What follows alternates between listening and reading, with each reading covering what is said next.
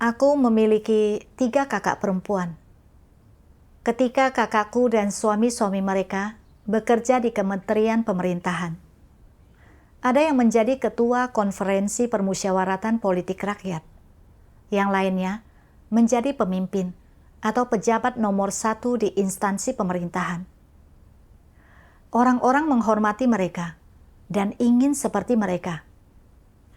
Semua orang luar berkata, "Lihat kakak-kakakmu itu, semuanya hebat. Yang berikutnya selalu lebih hebat dari yang sebelumnya." Setiap kali mendengar ucapan seperti ini, hatiku terasa agak sedih. Semua kakak-kakakku begitu luar biasa. Tetapi aku dan suamiku hanyalah staf manajemen umum di sebuah perusahaan, tidak punya kuasa atau pengaruh. Itu membuatku merasa sangat malu dan tidak bisa mengangkat kepala di depan orang lain. Aku mulai berpikir, aku tidak akan jadi siapa-siapa dalam hidup ini. Aku harus menggantungkan harapanku pada putraku. Berharap ketika dia besar nanti, dia pasti akan mendapatkan pekerjaan yang bagus. Paling tidak, meskipun dia tidak menjadi pegawai negeri, dia harus bisa masuk ke instansi pemerintah atau lembaga publik. Jika putraku bisa menonjol dan mendapatkan pekerjaan yang terhormat, aku pun bisa ikut menikmati kejayaannya. Aku sudah mulai merencanakan masa depan putraku sejak dia baru masuk sekolah dasar. Waktu itu, ada sekolah swasta yang menawarkan pendidikan yang lebih baik. Aku menggunakan koneksi dan mengeluarkan uang agar putraku bisa bersekolah di sana. Aku ingin dia belajar dengan baik supaya kelak bisa masuk universitas. Sayangnya, putraku agak mengecewakan. Bukan hanya tidak sungguh-sungguh belajar, tetapi dia juga sering bolos sekolah. Dia sering berselisih dengan guru-guru, dan akhirnya dia bahkan tidak mau bersekolah lagi. Aku mulai khawatir, jika dia tidak bersekolah, akhirnya dia akan menjadi sampah masyarakat. Apakah dia masih akan punya prospek yang baik setelah itu? Aku sering berkata kepadanya, "Kau harus giat belajar. Nanti kalau kau masuk universitas yang bagus dan mendapatkan pekerjaan yang bagus, kau akan menjadi orang yang sangat dihormati. Semua kakak sepupumu kuliah.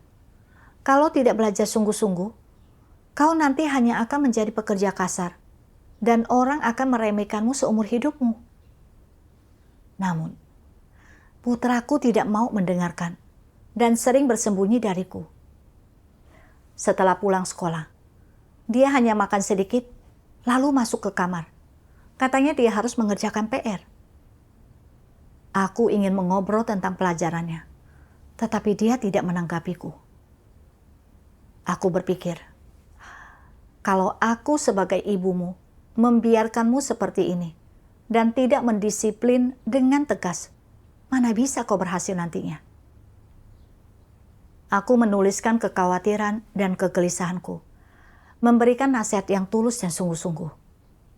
Namun, putraku sama sekali tidak mau mendengarkan dan masih rutin bolos sekolah. Aku mulai takut dia akan terjerumus ke pergaulan yang buruk. Jadi aku meminta bantuan seseorang agar dia bisa masuk militer. Kuharap dia bisa masuk sekolah militer. Kalau dia bisa menjadi perwira militer di masa depan, itu akan sangat baik.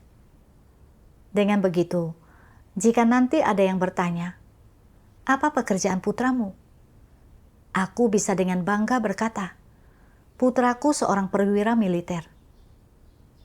Maka, aku mengirimnya untuk masuk militer ketika usianya 15 tahun. Setelah masa baktinya selama 3 tahun selesai, aku ingin memanfaatkan koneksiku untuk mengirimnya ke sekolah militer agar mendapat pelatihan lanjutan. Tetapi dia tidak mau dan bersikeras memilih untuk berhenti dari militer. Aku sudah mencoba segala cara untuk membujuknya, sampai-sampai mulutku hampir kering karena terus membujuk.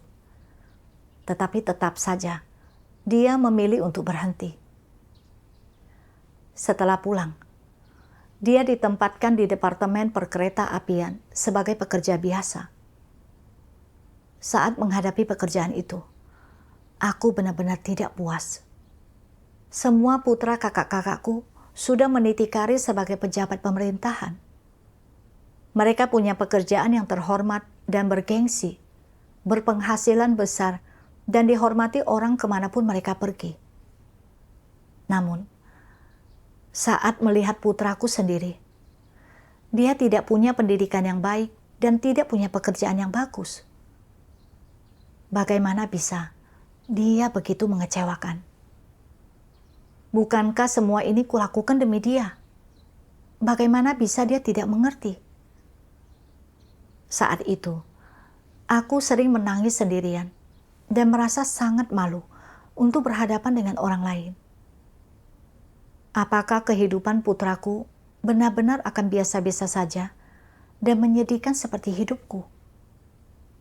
Kalau orang-orang yang mengenalku sampai tahu, entah apa yang akan mereka katakan, atau bagaimana mereka akan mengejekku di belakangku. Tidak. Kurasa hal ini tidak bisa terus dibiarkan begini. Aku harus mencari cara agar putraku bisa dipindahkan ke pekerjaan yang bagus. Aku tidak bisa membiarkan dia menjadi pekerja biasa seumur hidupnya. Aku mulai mencari koneksi kemana-mana. Kakak-kakakku juga membantu menghubungi beberapa instansi. Tetapi pada akhirnya, tidak ada yang berhasil karena putraku kurang berpendidikan. Aku memeras otak, memikirkan pekerjaan untuk putraku. Sampai-sampai hatiku menjadi pedih. Semua keluargaku menasehatiku untuk membiarkan segalanya berjalan sebagaimana mestinya. Tetapi, aku tidak mau menyerah begitu saja. Aku lalu memaksa suamiku untuk meminta seseorang mencarikan koneksi yang bisa memindahkan pekerjaan putraku. Hal itu sangat menguras pikiran dan menghabiskan banyak uang. Tetapi pada akhirnya, aku tetap tidak mendapatkan pekerjaan baru untuk putraku. Karena tidak berhasil mendapatkan pekerjaan yang terpandang untuk putraku, aku tidak mengizinkannya bekerja selama 3 tahun. Aku memintanya menunggu di rumah saja. Kehidupan putraku menjadi makin merosot. Setiap hari, kalau tidak bermain game, dia pergi makan, minum, dan bersenang-senang. Di masa-masa itu, yang kupikirkan hanyalah bagaimana mencarikan pekerjaan yang terpandang untuk putraku. Aku tidak bisa makan dan tidur dengan tenang karena hal itu, dan hidupku terasa sulit dan melelahkan. Tepat ketika aku sangat khawatir dan merasa buntu, Injil Tuhan yang Maha Kuasa datang kepadaku. Setelah aku menerima pekerjaan Tuhan yang Maha Kuasa di akhir zaman, aku sering berkumpul dan melaksanakan tugas bersama saudara-saudari. Dengan melakukan itu, aku merasa senang dan bebas. Namun, saat sedang senggang, mau tak mau aku tetap mencemaskan pekerjaan putraku. Suatu hari, aku membaca firman Tuhan ini. Tuhan yang Maha Kuasa berfirman, saat seseorang meninggalkan orang tuanya dan menjadi mandiri, situasi sosial yang ia hadapi, dan jenis pekerjaan serta karir yang tersedia baginya ditentukan oleh nasib, dan sama sekali tidak ada kaitannya dengan orang tuanya. Sebagian orang memilih jurusan yang bagus di perguruan tinggi dan akhirnya mendapatkan pekerjaan yang memuaskan setelah lulus. Mengambil langkah pertama yang penuh kemenangan dalam perjalanan hidup mereka. Sebagian orang belajar dan menguasai banyak keterampilan berbeda, tetapi tidak pernah menemukan pekerjaan yang sesuai dengan mereka, atau tidak pernah menemukan posisi mereka, apalagi memiliki karir. Di awal perjalanan hidupnya, mereka mendapati diri mereka selalu terhalang di setiap langkah, tertimpa berbagai kesulitan, prospek mereka suram, dan kehidupan mereka tak menentu. Sebagian orang sangat rajin dalam studi mereka, tetapi selalu nyaris meraih, namun kehilangan kesempatan untuk mengenyam pendidikan yang lebih tinggi. Mereka seakan ditakdirkan untuk tak pernah mencapai kesuksesan. Aspirasi pertama dalam perjalanan hidup mereka telah menguap begitu saja. Tanpa mengetahui apakah jalan di depan mereka mulus atau berbatu, mereka merasakan untuk pertama kalinya betapa nasib manusia dipenuhi berbagai variabel. Dan karenanya, mereka memandang hidup ini dengan harapan dan ketakutan.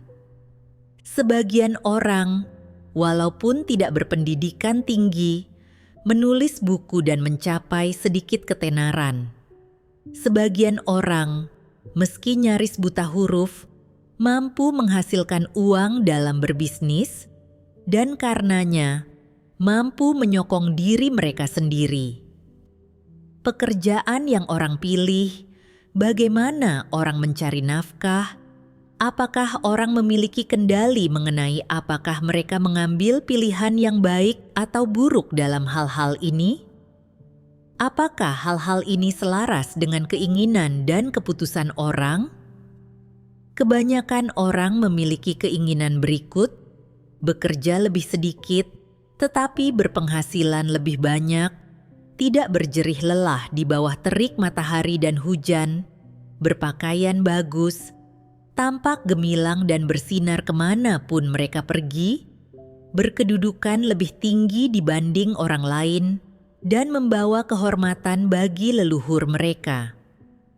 Manusia mengharapkan kesempurnaan, tetapi saat mereka mengambil langkah pertama dalam perjalanan hidupnya, mereka berangsur-angsur menyadari betapa tidak sempurnanya nasib manusia, dan untuk pertama kalinya mereka benar-benar memahami fakta bahwa meskipun orang dapat membuat rencana yang berani untuk masa depannya, dan meskipun orang dapat memiliki banyak khayalan yang liar, tidak seorang pun yang punya kemampuan atau kuasa untuk mewujudkan impian mereka sendiri, dan tidak seorang pun mampu untuk mengendalikan masa depan mereka. Akan selalu ada jarak antara mimpi seseorang dan kenyataan yang harus dihadapinya. Segala sesuatu tidak pernah menjadi seperti yang orang inginkan, dan dihadapkan pada kenyataan seperti itu, orang tidak akan pernah mencapai kepuasan atau rasa cukup. Sebagian orang akan melakukan apapun yang terbayangkan oleh mereka, akan mengerahkan segala upaya dan mengorbankan banyak hal demi penghidupan dan masa depan mereka dalam upaya mengubah nasib mereka sendiri. Namun, pada akhirnya, sekalipun mereka dapat mewujudkan mimpi dan keinginan mereka melalui kerja keras mereka sendiri, mereka tidak pernah bisa mengubah nasib mereka, dan segigih apapun mereka berusaha, mereka tidak pernah dapat melampaui nasib yang telah ditentukan bagi mereka. Terlepas dari perbedaan dalam kemampuan, kecerdasan, dan tekad, semua orang adalah setara di hadapan nasib yang tidak membedakan antara yang besar dan yang kecil, yang tinggi dan yang rendah, yang terpandang dan yang hina.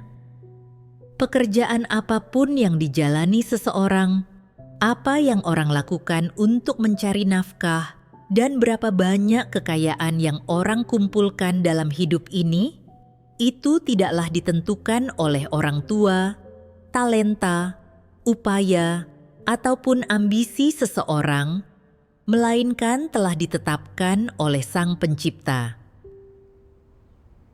Aku membaca bagian firman ini beberapa kali. Makin kubaca, makin aku merasa bahwa apa yang dikatakan Tuhan itu sungguh benar. Sama seperti yang dikatakan firman Tuhan. Aku selalu mempunyai ide dan rencana sendiri, dan berharap putraku bisa mendapatkan pekerjaan yang bagus, terhormat, dan bergengsi. Namun, tidak ada satupun yang dapat tercapai melalui perencanaan manusia, karena Tuhan berdaulat atas segala takdir kita dan telah mengaturnya. Kita tidak bisa meraih keinginan kita hanya dengan mengandalkan upaya dan perjuangan sendiri. Aku sudah membayar sangat mahal demi menyekolahkan putraku di sekolah swasta sejak kecil. Semua itu agar dia rajin belajar dan mendapatkan pekerjaan yang bagus serta masa depan yang cerah. Namun, dia sama sekali tidak mau mendengarkan dan sering bolos sekolah. Aku berusaha mendidiknya dengan tulus dan sungguh-sungguh, tetapi dia tidak hanya enggan mendengarkan, dia bahkan terus menghindariku.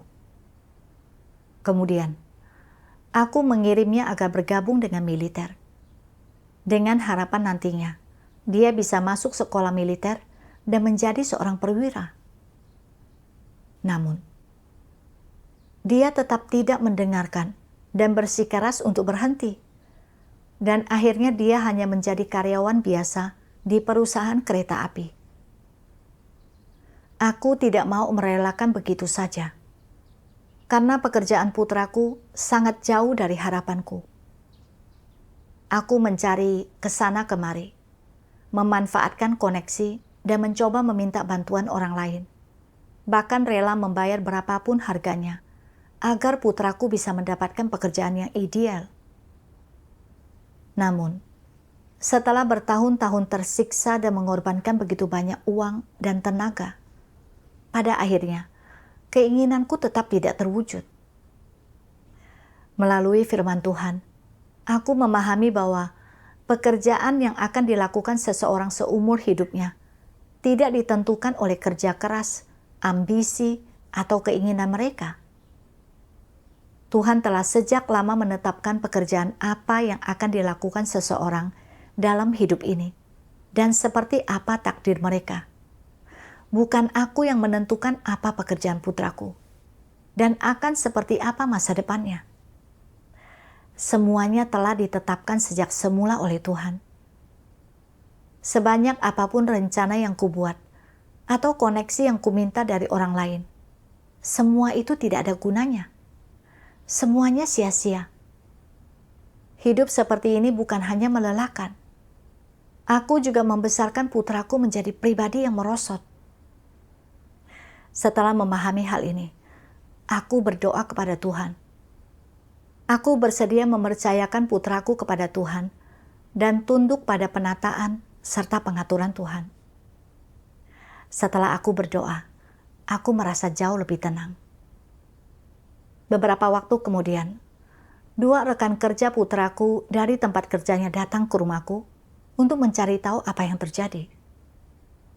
Mereka mengatakan bahwa sudah beberapa tahun putraku tidak bekerja, dan jika dia terus seperti ini, dia akan diberhentikan secara otomatis. Saat mendengar kabar ini, hatiku kembali gundah. Apakah putraku nantinya hanya akan menjadi pekerja biasa? Aku masih belum rela menerima kenyataan ini. Jadi aku bertanya kepada putraku, kalau kau kembali bekerja sekarang, ke depannya, kau hanya akan menjadi seorang pekerja biasa. Apa yang ingin kau lakukan? Di luar dugaanku, putraku setuju untuk kembali bekerja. Pada saat itu, aku teringat pada firman Tuhan. Tuhan Yang Maha Kuasa berfirman, "Tidak ada kondisi objektif yang dapat memengaruhi misi seseorang yang telah ditakdirkan oleh Sang Pencipta. Semua orang menjadi dewasa di lingkungan tertentu, di mana mereka bertumbuh, kemudian secara bertahap, langkah demi langkah, mereka menapaki jalan hidup mereka masing-masing dan memenuhi nasib yang telah direncanakan oleh Sang Pencipta bagi mereka.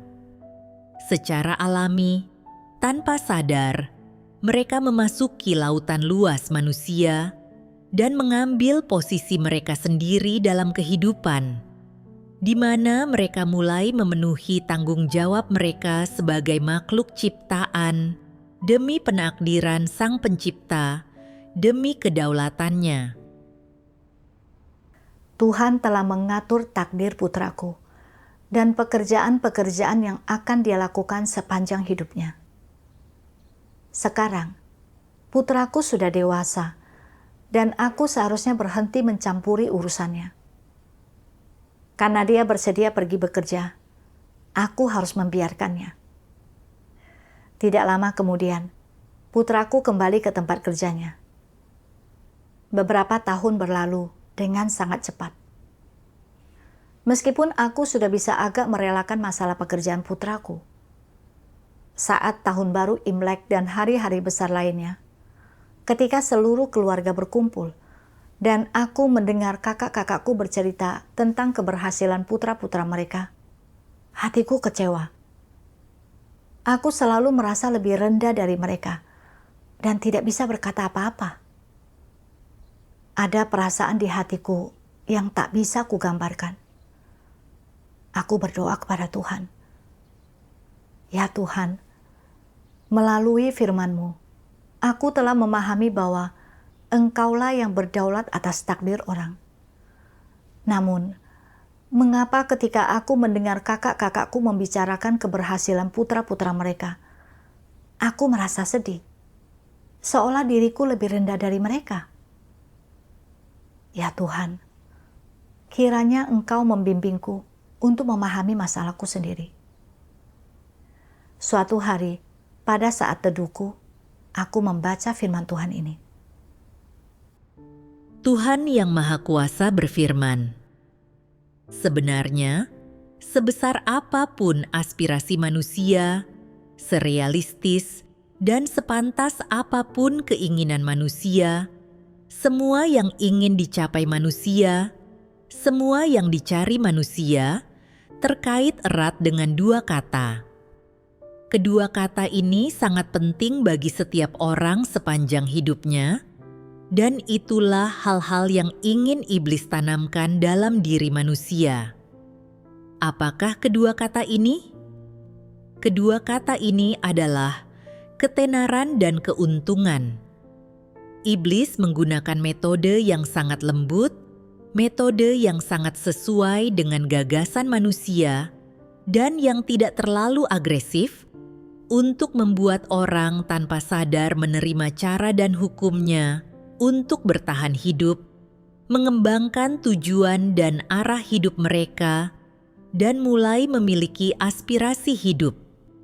Semuluk apapun kedengarannya penjabaran tentang aspirasi hidup orang, aspirasi ini selalu berkisar pada ketenaran dan keuntungan. Segala sesuatu yang dikejar oleh orang hebat atau terkenal manapun, atau yang sebenarnya dikejar oleh semua orang sepanjang hidup mereka, hanya berkaitan dengan dua kata ini, ketenaran dan keuntungan. Orang mengira setelah memiliki ketenaran dan keuntungan, mereka memiliki modal untuk menikmati status yang tinggi dan kekayaan yang besar, serta menikmati hidup. Mereka mengira setelah memiliki ketenaran dan keuntungan, mereka memiliki modal untuk mencari kesenangan dan menikmati kesenangan daging dengan semaunya sendiri. Demi ketenaran dan keuntungan yang mereka inginkan ini, orang-orang tanpa sadar dan dengan senang hati menyerahkan tubuh, hati, dan bahkan semua yang mereka miliki, termasuk prospek dan nasib mereka kepada iblis. Mereka melakukannya tanpa keraguan, tanpa sejenak pun merasa ragu, dan tanpa pernah terpikir untuk mendapatkan kembali semua yang pernah mereka miliki. Dapatkah orang tetap memegang kendali atas diri mereka sendiri setelah mereka menyerahkan diri kepada iblis dan menjadi setia kepadanya dengan cara ini? Tentu saja tidak. Mereka sama sekali dan sepenuhnya dikendalikan oleh iblis. Mereka telah sama sekali dan sepenuhnya tenggelam dalam rawa ini dan tidak mampu membebaskan diri mereka. Dari firman Tuhan, aku memahami bahwa keresahanku terjadi ketika melihat kakak-kakakku memuji keberhasilan putra-putranya, karena aku terlalu mementingkan ketenaran dan keuntungan. Aku hidup menurut pemikiran dan pandangan keliru yang ditanamkan oleh iblis kepada manusia.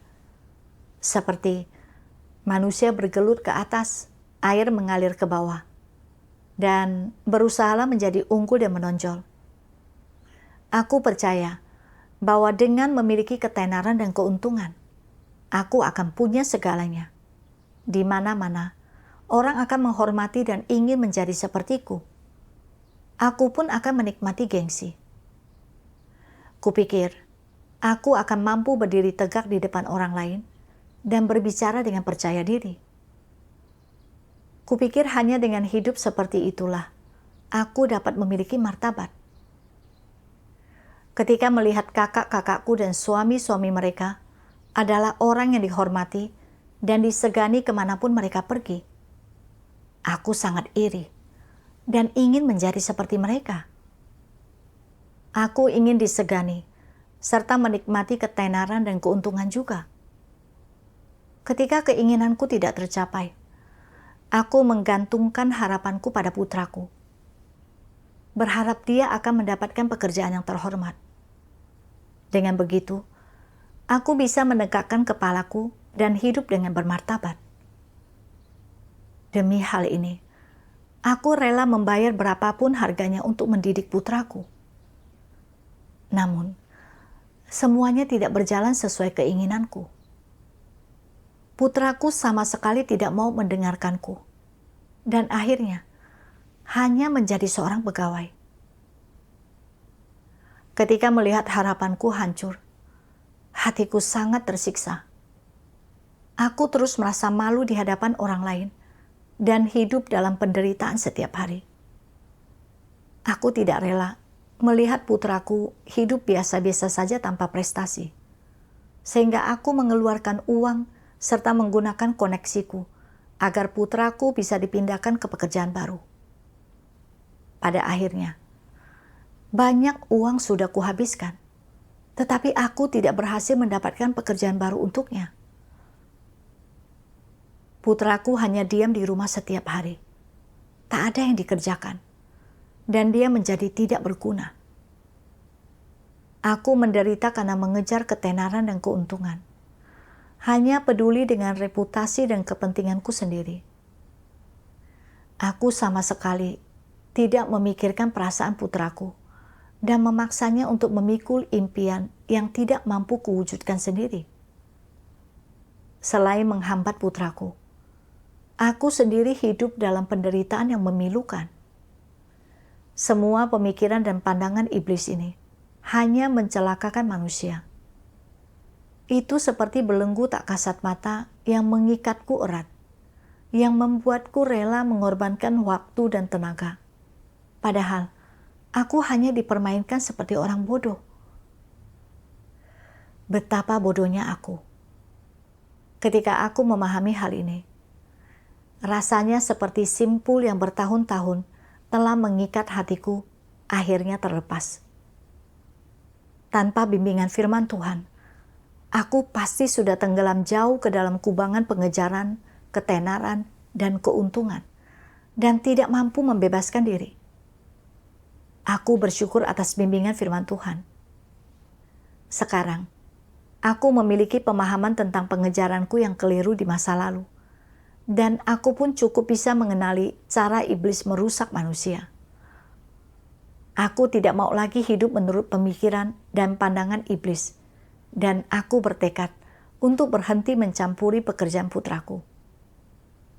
Setelah itu, aku membaca satu bagian firman Tuhan dan belajar caranya memperlakukan pekerjaan putraku dengan benar. Tuhan Yang Maha Kuasa berfirman, Tuhan telah menetapkan bahwa seseorang itu akan menjadi pekerja biasa Dan dalam kehidupan ini, dia hanya akan mampu memperoleh upah dasar untuk memenuhi kebutuhan sandang dan pangan.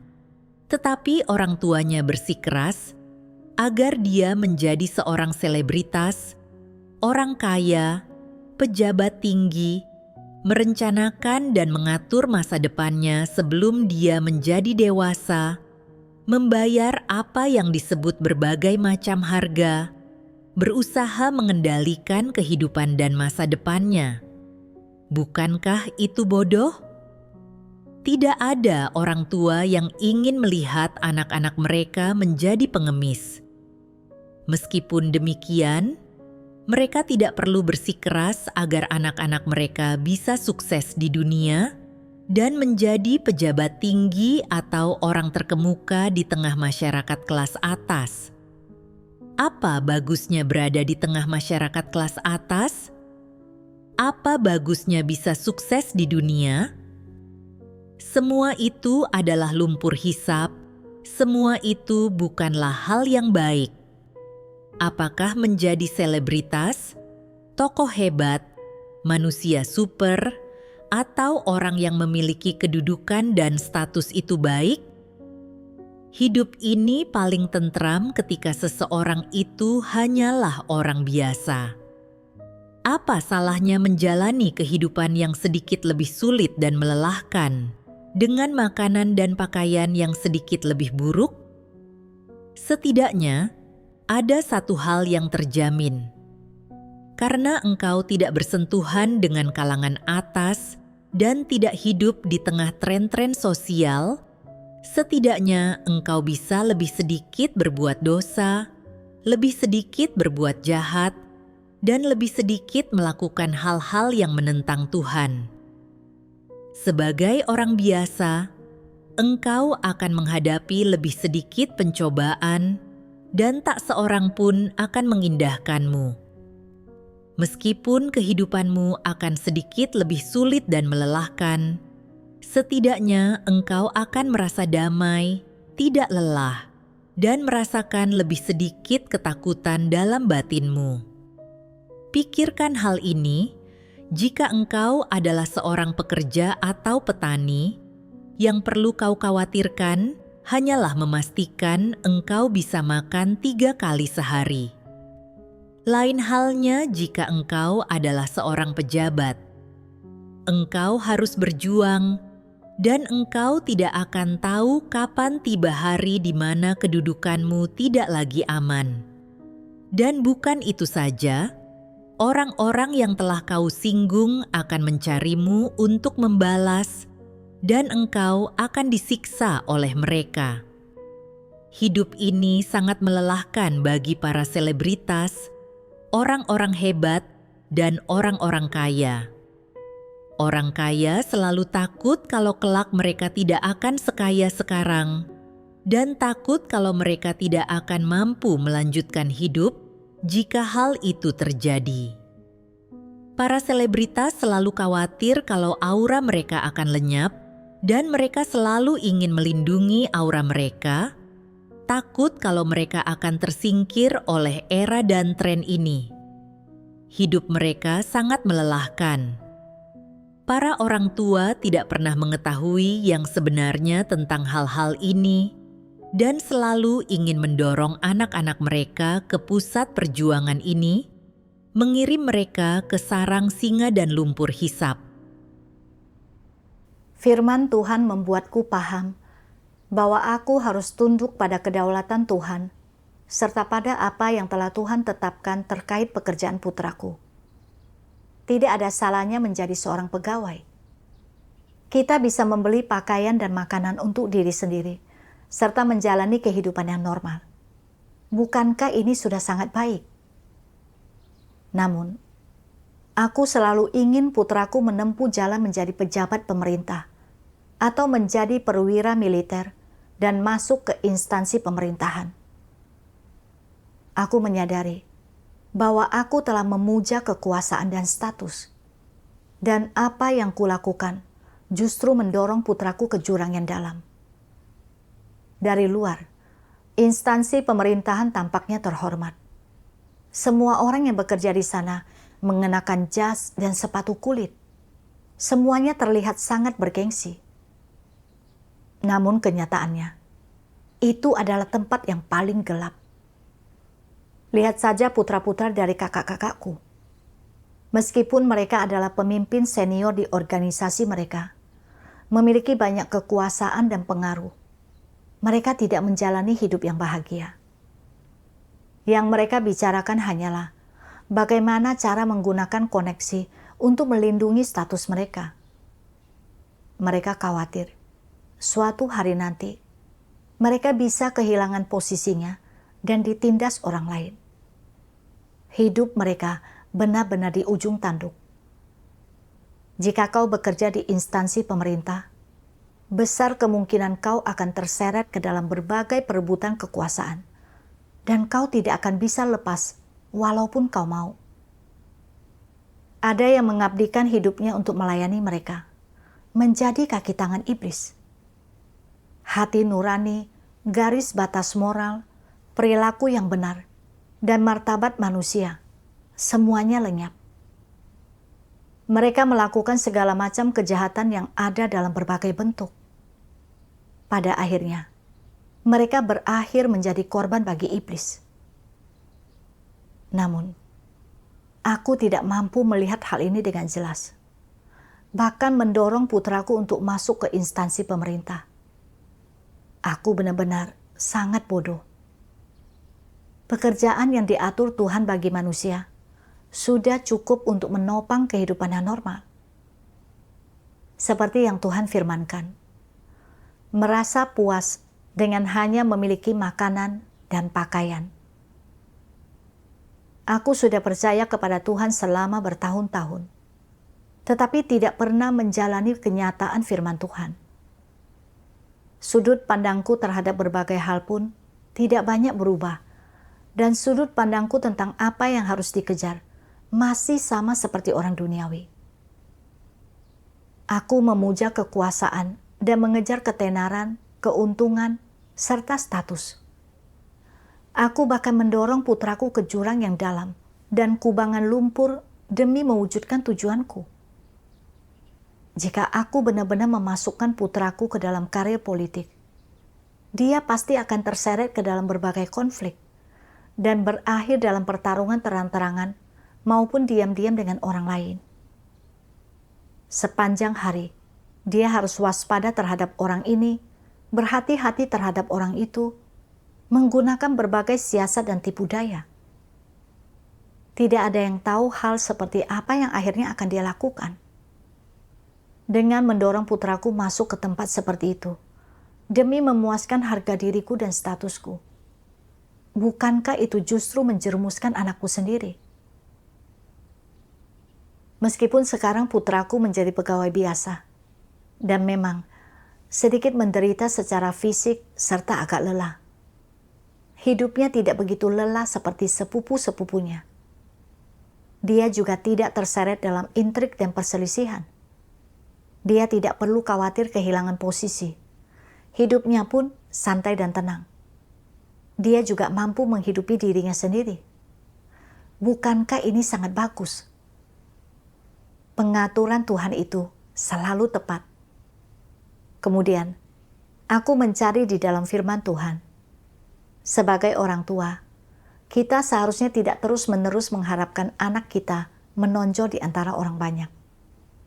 Jadi, bagaimana memperlakukan anak kita dengan benar? Aku membaca firman Tuhan ini. Tuhan Yang Maha Kuasa berfirman, dengan menelaah esensi dari pengharapan orang tua terhadap anak-anak mereka, kita dapat melihat bahwa pengharapan-pengharapan tersebut bersifat egois, bertentangan dengan kemanusiaan, dan semua itu tidak ada hubungannya dengan tanggung jawab orang tua. Ketika orang tua memaksakan segala macam pengharapan dan tuntutan terhadap anak-anak mereka, orang tua memberikan tekanan ekstra yang sangat besar terhadap mereka. Mereka tidak sedang memenuhi tanggung jawab mereka. Jadi, Apa sajakah tanggung jawab yang seharusnya orang tua penuhi? Setidaknya, mereka seharusnya mengajari anak-anak mereka untuk menjadi orang jujur yang mengatakan yang sebenarnya dan melakukan segala sesuatu dengan cara yang jujur, serta mengajari mereka untuk baik hati dan tidak melakukan hal-hal yang jahat, membimbing mereka ke arah yang positif. Inilah tanggung jawab mereka yang paling dasar. Orang tua hanya perlu memenuhi tanggung jawab mereka terhadap anak-anak mereka, merawat mereka, dan membesarkan mereka hingga menjadi dewasa. Mereka tidak perlu membesarkan anak-anak mereka menjadi orang yang berbakat. Apakah ini mudah dicapai? Ini adalah hal yang mudah untuk dicapai. Engkau tidak perlu memikul tanggung jawab apapun atas masa depan atau kehidupan anak-anakmu, atau membuat rencana apapun untuk mereka, atau berandai-andai mereka akan menjadi orang seperti apa, kehidupan seperti apa yang akan mereka jalani di masa depan, di lingkungan sosial mana mereka akan berada di kemudian hari, bagaimana kualitas hidup mereka di dunia ini kelak, atau status seperti apa yang akan mereka miliki di tengah masyarakat. Engkau tidak perlu berandai-andai atau mengendalikan hal-hal ini. Engkau hanya perlu memenuhi tanggung jawabmu sebagai orang tua. Sesederhana itu. Dari firman Tuhan, aku menemukan jalan penerapan. Tanggung jawab orang tua terhadap anak-anak mereka sebelum dewasa adalah membesarkan dan merawat mereka hingga bertumbuh dewasa, serta membimbing mereka untuk menempuh jalan yang benar. Orang tua harus melepaskan anak-anak mereka yang sudah dewasa dan membiarkan mereka menjalani hidupnya sendiri. Ketika anak-anak membutuhkan bantuan, orang tua dapat membantunya sesuai dengan kemampuan dan keadaan nyata mereka sendiri. Sekarang, putraku sudah dewasa. Dia memiliki pemikirannya sendiri dan membuat pilihannya sendiri. Aku tidak seharusnya mencampuri dan mengatur hidupnya demi memuaskan keinginanku sendiri. Yang bisa kulakukan adalah memberikan saran dan nasihat saat dia sedang kesulitan, serta memberikan bimbingan yang positif. Namun, pilihan tetap ada di tangannya. Di masa depan, apakah dia akan selalu menjadi seorang pekerja, orang-orang dan hal-hal apa yang akan dia temui, serta kehidupan seperti apa yang akan dia jalani, semua itu sudah diatur oleh Tuhan. Itu tidak berada dalam kendaliku. Yang bisa kulakukan adalah tunduk dan menjalankan tanggung jawabku sebagai orang tua. Sekarang, aku tidak lagi khawatir dan menyusahkan diriku demi pekerjaan putraku. Aku juga tidak lagi merasa malu atau terkekang karenanya. Aku bisa menenangkan hatiku dan mencurahkan hatiku pada tugasku. Dengan hidup seperti ini, hatiku terasa damai dan tenang.